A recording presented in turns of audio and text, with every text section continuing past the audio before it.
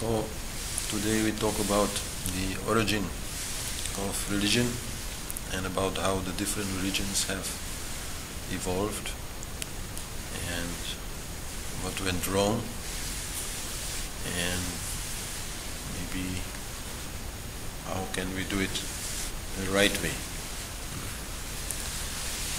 And it's an important question because somehow or other we cannot really escape religion, or better to say, we cannot escape Bhakti, the yoga of devotion, the yoga of surrendering to the divine, the yoga of love.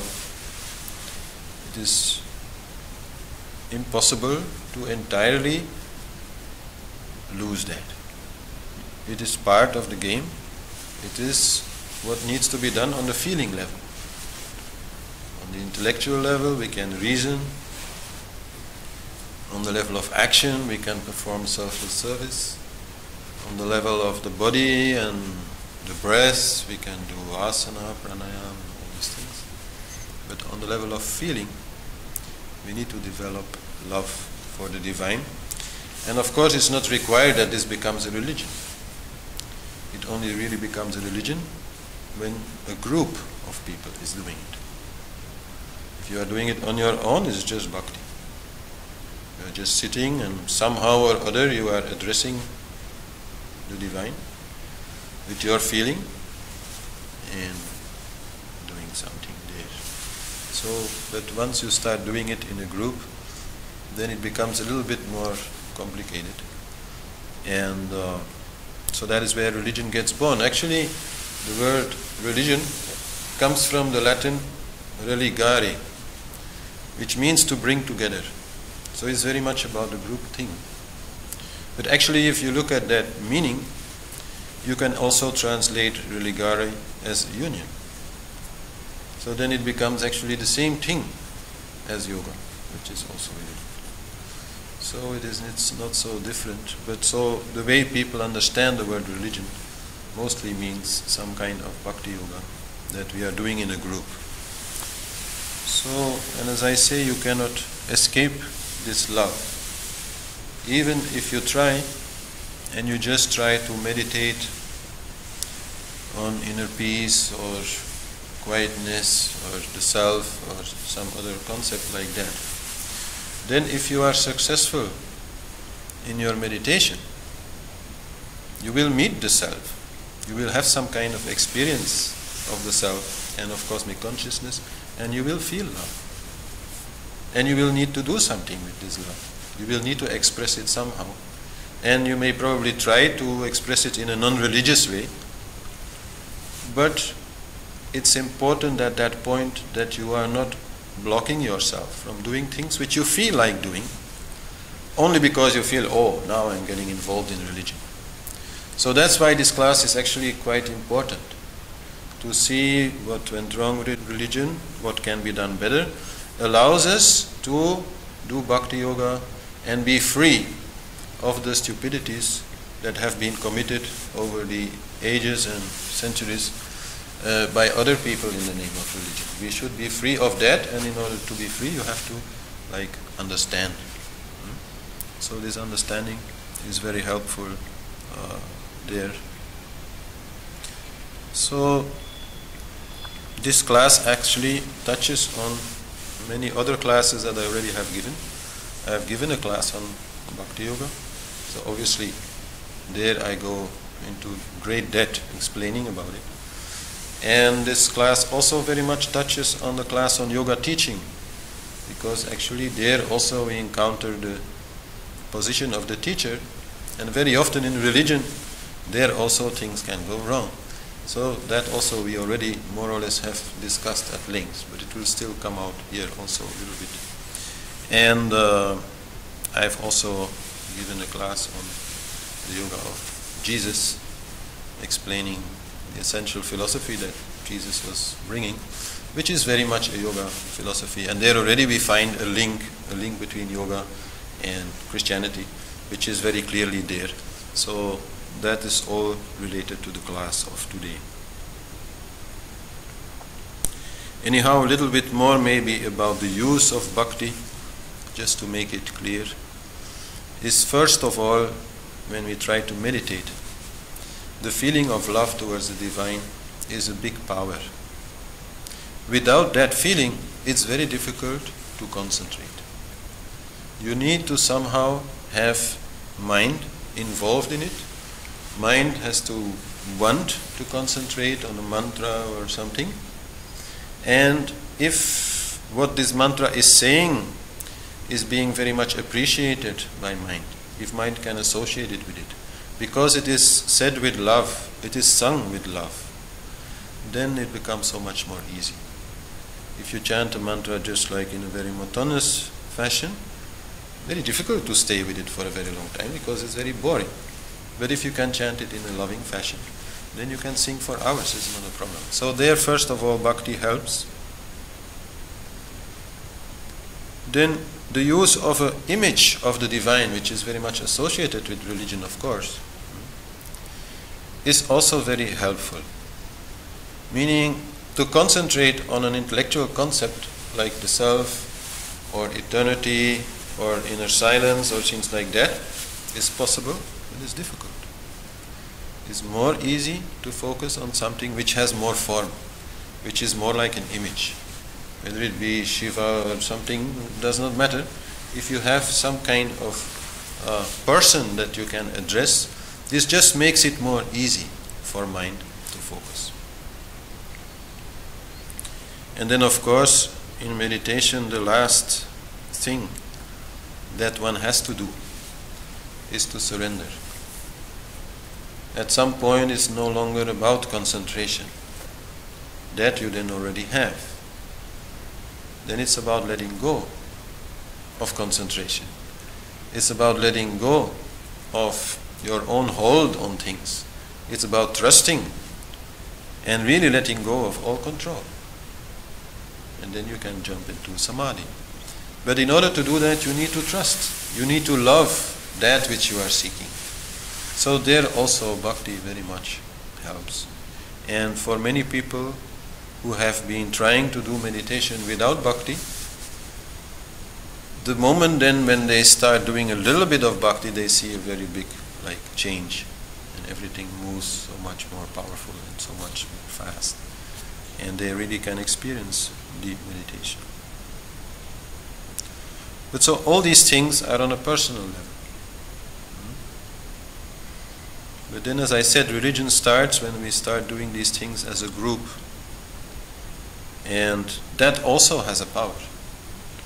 To chant together as a group has a power. On your own, this is a little more difficult.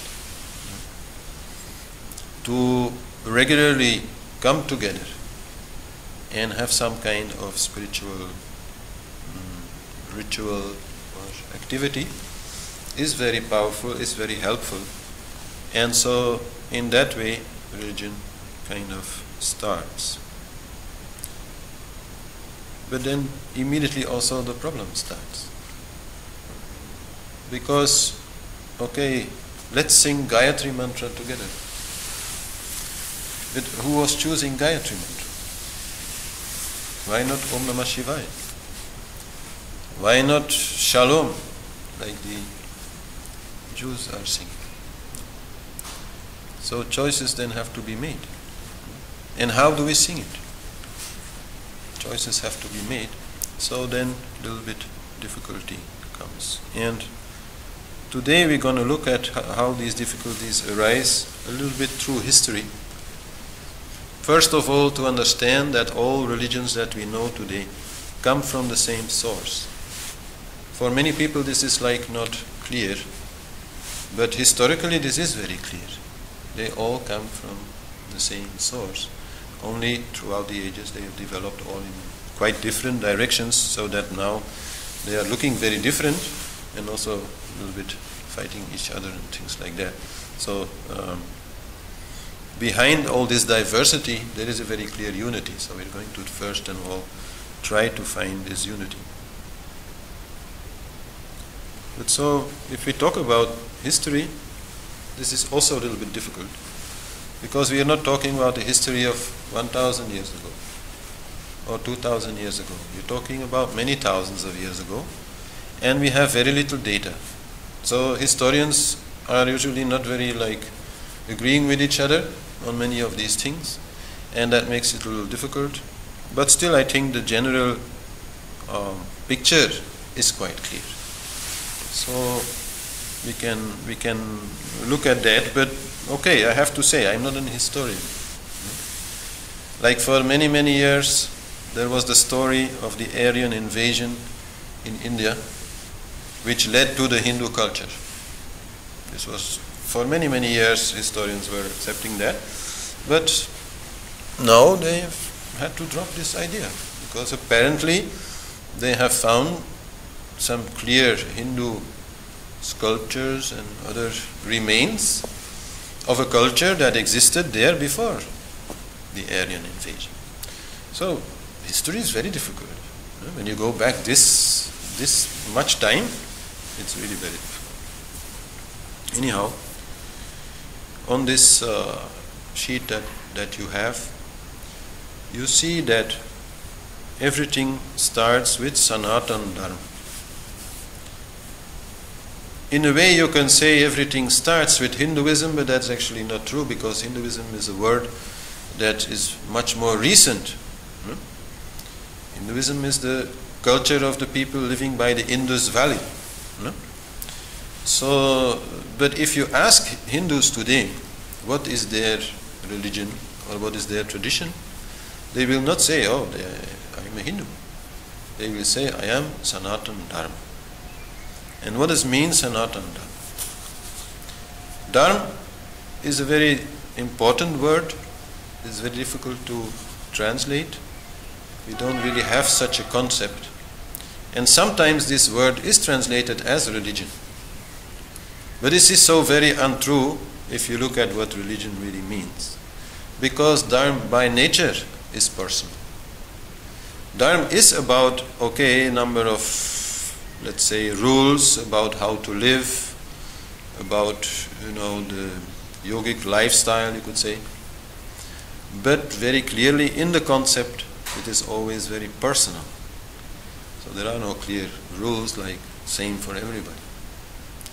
And Sanatan Dharm then means the original, eternal and universal Dharma. So original meaning it comes really from the beginning of time. It was there already. It is eternal, so it will always be there. And it is universal, so it will be everywhere. It is not Indian. Sanatan Dharma is not Indian, it is universal. And so this Dharma as a way to live is very directly related to the concept of cosmic consciousness, to the union that is yoga. That is original, that is eternal, and that is universal. And how it then manifests in a particular culture, in a particular country, in a particular time also, that is ever changing. So Sanatan Dharma is always the same, but Sanatan Dharma is also ever changing. So that is the origin. And so from this origin, somehow, has come this knowledge about the self, about cosmic consciousness, about the nature of energy, about all these things that are taught in yoga. And this has not come from, let's say, scholars or just like common people. This has come from the rishis, the seers. And the seers, they don't see with their eyes. They see by closing their eyes. They look inside, and there they see.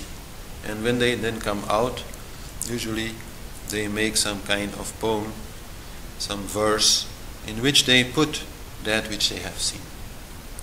And so, from that tradition, which was an oral tradition, where then the teacher would pass on these poems to his students, and precisely because they are poems, they have a certain rhythm called the meter, so then it's easy to remember them, and that way this information can be passed on through many generations. So they use like a certain kind of verse, then in Sanskrit it is, which has a very particular number of syllables. So it's impossible to forget one word, for example. Because if one word is missing, somebody will count and will say, oh, one word is missing. So then they can go back and try to find what that word was. So that is a very good way to pass on information. Storytelling also very much is a part of it. Symbolism also very much is a part of it. And that is sometimes a little confusing. In these old scriptures you find so many symbols and you don't really know what they mean. But the seers knew very well why they used those kind of symbols. Because symbols are things which last. Anyhow, the truth, we know very well, cannot really be put into words. This is anyhow impossible. Whatever concept you are using, they are not worth much. Then a symbol at least has the big advantage of being more wide, being more broad, not limiting you so much to a particular definition. Like for example, the mind is very often compared to a tiger. And then you see the image of the yogi sitting on a tiger skin, meaning he has conquered the mind. So what kind of information does this give? Quite simply, that mind is very strong. The tiger is very strong. The tiger is very dangerous. So mind also is very dangerous. So by making these kind of symbols, they are passing on information in just like one word or two words. Mind is tiger. And that is so powerful, because from that you can learn so much, especially if then you start also to practice. So a lot of these symbols become clear to the one who practices, do not become clear to the one who does not practice. So this is also part of it. Anyhow, then at some point we find in history the oldest book of the world, which is called the Rig Veda. Most historians agree it must be around 8,000 years old. But so it is a book, I have brought it here, which has over 1,400 poems. And these are very clearly from different authors. So at some point, they must have had, let's say, some kind of conference of all these schools and seers and teachers, and they have put together this knowledge in one book. And probably this is something which has grown. In the beginning maybe it was a small book, and then later it became a big book. So very difficult to say actually how old it is, and very difficult and quite impossible to say how old the poems that are there are, because they existed long before they started writing them down. They were part of an oral tradition. So, but this is the oldest book in the world. There are other scriptures that are older, but then maybe just fragments, like a clay tablet here or some inscription in a rock somewhere else. This of course has existed, but this is the first book, and it is very, very interesting, and it has these same things there, which we are now also discussing in yoga. So in that way it's very eternal kind of story.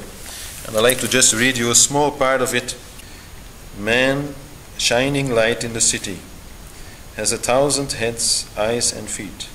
He covers the earth on all sides, rules supreme over inner space. Man indeed is this universe, what has been and what is to come.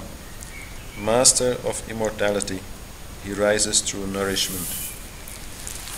So this is just a little example of a text which we can quite easily understand as man being consciousness, being everywhere, being in the entire universe, being eternal, and rising through nourishment, meaning if we can work with it, then it becomes more and more apparent.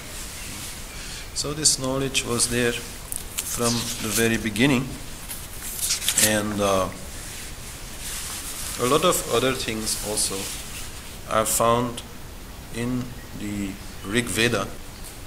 We find so many of those things, and here also we find names of deities. which have very clear, like, representative, symbolic meaning. Like Surya, the sun god, is the general symbol for cosmic consciousness, which is the light, which makes everything clear, which shines on everything.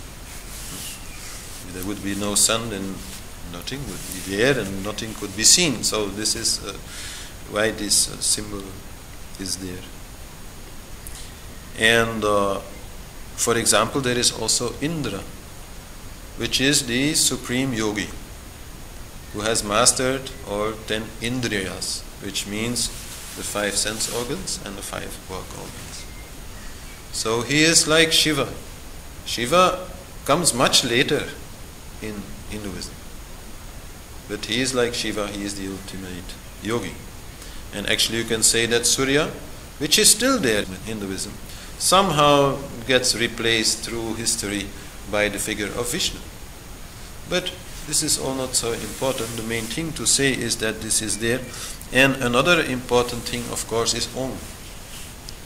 And Om is also there, but it is not named Om yet. It is named the unnameable sound, the cosmic sound, the original sound. And then only later, then it becomes Om.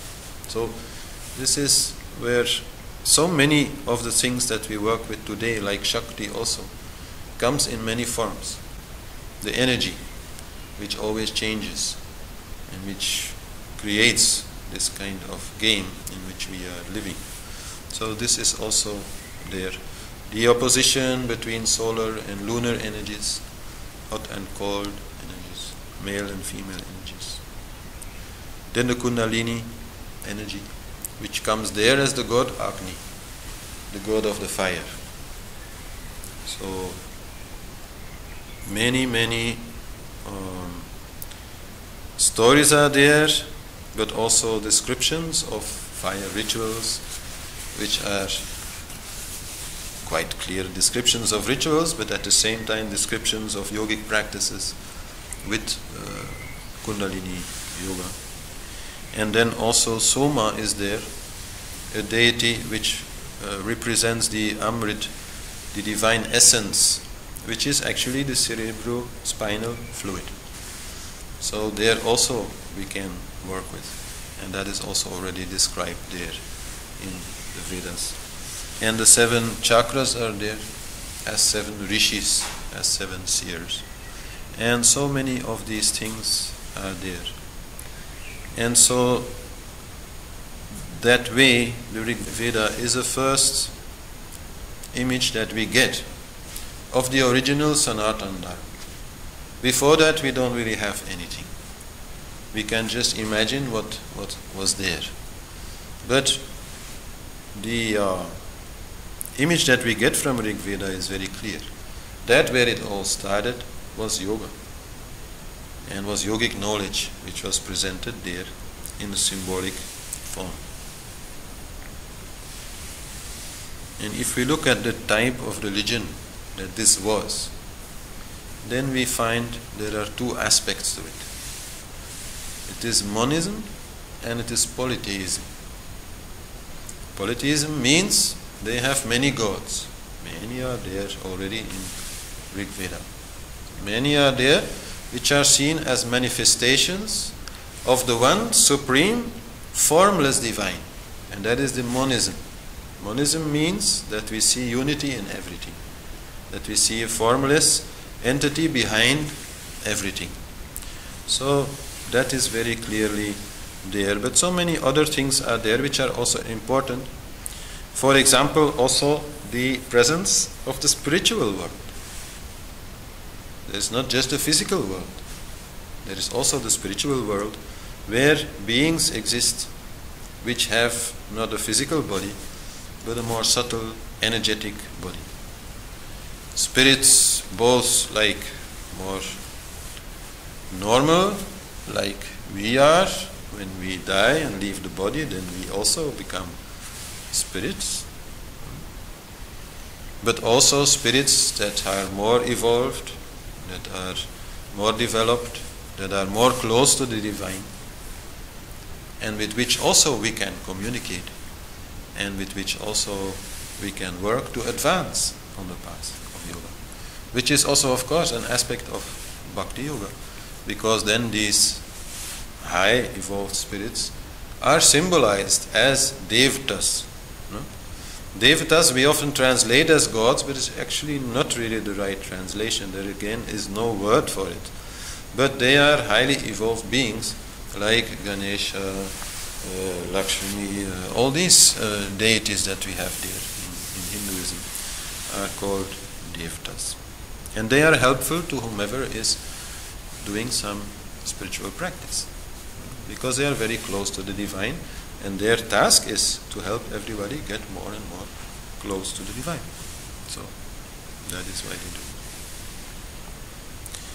And then there is also one story which we know from the Bible, and which is also there, and it is the story about the great flood, the great flooding of the earth. And like in the Bible, then some man is advised by God to build a boat and gather animals and plants and things to save them from the flood. And actually here in this case it is Vishnu who comes as Matsya, the fish incarnation, so he becomes like a very big fish. And he is then pulling the boat towards the Himalayas, which are very high, so they are sticking out of the water, and so that way Manu, this man is called Manu, is saved. And from Manu comes the new race of mankind. That is why we still say man. Man is the original word in the Indo-Germanic language, which comes from Manu, who is like the father of the new world. From what was there before, we have very little information. There are myths from Atlantis, from Mu, and other things which existed there before. But almost all cultures have somewhere this history or myth of a great flood. And so this probably must have happened. Maybe there was an ice age, no? And then after the ice melted, it became a flood. It is very possible. This is even now something which might happen, that we are flooded because of the greenhouse effect. So many possible reasons can be there for floods to come, so this is quite possible. And this story of the flood and the saving of animals and plants on a boat by a man who was informed by God is coming in all Indo-Germanic cultures. This we find everywhere. And so then we find indeed from this original Sanatan Dharm one main branch coming out, which we call the Indo-Germanic culture. And we call it like that because there are so many similarities in that culture, and also because the language is very connected. And also, like on a racial level, we are very connected. Like Indian people, they look very much like us. If you are a little bit tan and you go to India and you wear Indian clothes, people not immediately see that you are not Indian. No? They look very similar to us. So that way we have this culture from which came so many different peoples, no? Different cultures. The Persians, the Assyrians, the Celts, the Germans, so many different kinds came out of there. And they all had similar cultures. For example, in all of them, worship of the Sun Lord was very important. This is found everywhere, also among the Egyptians, for example, which are also a part of it. The Indo-Germanic culture was present there from, let's say, Europe, through the Middle East, into India, and even part of Polynesia and what is beyond India. So it was very, very big culture. And Apollo was then the Greek version of Yeah. Greeks, Romans also later come from the same culture. And this is also seen in these two very essential elements that we find in Rig Veda, that is monism and polytheism. They all had this idea that there is some unity behind everything, some formless divine, and they also all were worshipping different kinds of gods. So this is interesting to see that there, even though there were so many differences, of course, also, that these cultures all were not opposing each other on a religious level, because they were very, let's say, pluralistic. And this is still true for India today. If in India you go there and you build some shrine and make your own image of the divine and start doing something there, some practice there, people will be interested to come and see what you are doing. And if they feel that you are creating a very nice atmosphere, that they are also like feeling something of your devotion and your bhakti, they will join you without any problem. India today has over 300 million gods, according to scientists. How did they come to be so many? Only because of this. Only because now and then somebody starts creating something new. Because if you believe in the formless divine behind everything, then everything becomes divine. Then you can worship a river, then you can worship a mountain, then you can worship the rain, and then you can worship also any image that you create. This is your own choice. The divine is everywhere. Whatever brings you more close to divine is good to use. Why not? So, and these cultures were in that way not opposing each other. I'm not saying they didn't have any wars at that time, but those wars were about land, about water, about cattle, I don't know, all these things. But not so much about religion, because they were anyhow all having such a variety of religious practices within each country. So, of course, the way things were done evolved, the names changed. Castes also may have had quite an important role. Like the Phoenicians, at some point they were like a seafaring nation, but very much merchants, so that the merchant caste must have been very dominant. This definitely will have had an effect on what kind of gods they were worshipping. No? So this is all there, and it's so complicated, you know, you couldn't even study it in a lifetime. No? This is such a great story, really. Also all the kings that were there, sometimes also other very important spiritual people who like achieved some kind of godlike status or very divine status and became, after a few centuries, like gods of their own. No? So many things happened, but the main thing is that there was absolute spiritual or religious freedom.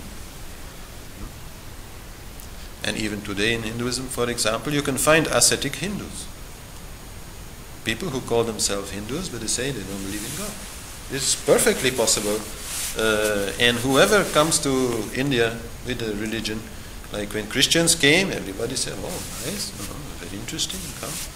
And so many other religions are there, and they are allowed, they are tolerated, and you can find in one Hindu family, you can find sometimes Sikhs, or Muslims, or Parsis, or Christians, or something.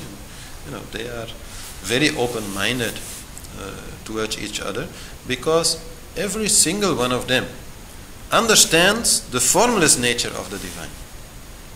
And because they understand the essential formless nature, they have no problem with any form taken to represent this nature, to be an image of this nature, because it is in everything.